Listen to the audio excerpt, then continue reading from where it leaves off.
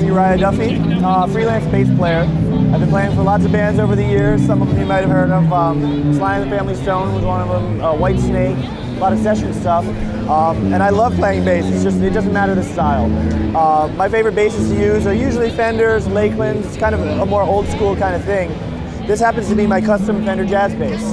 I start with a Mexican jazz and I put all the parts that I like on it, the preamp, everything.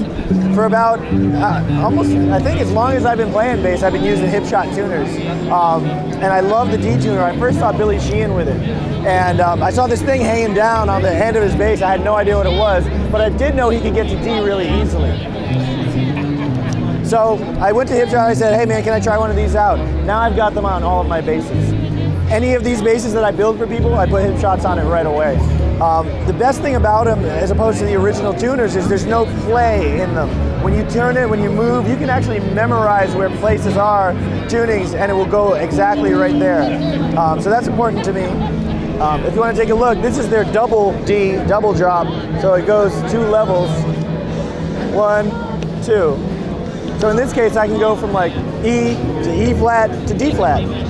Sorry, my voice is hoarse. But I love this bass and I love using the Hipshot tuners. The way I play, I do a lot of stuff with one hand or 2 hands like this. A lot of bass playing can be done with one hand, so I can reach over while I'm playing a song and get to different tunings right away. In fact, I do it a lot because when I'm detuned, that then takes, everything's off by a whole step, so all your fingerings are off.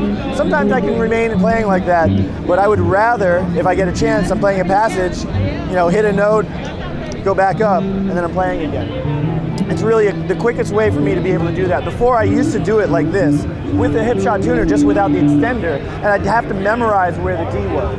And this just makes it so much easier. And yeah, I do it kind of for trickery too. I can play with it, go from D to E flat to E. Sometimes I'll just play with the knob itself, with the lever itself. So yeah, it's changed my playing. It's just opened up, a new world of possibilities. A la Michael Manring, who was one of my biggest influences, and he's, got both hands doing them, and down here. So yeah, it's fun and useful.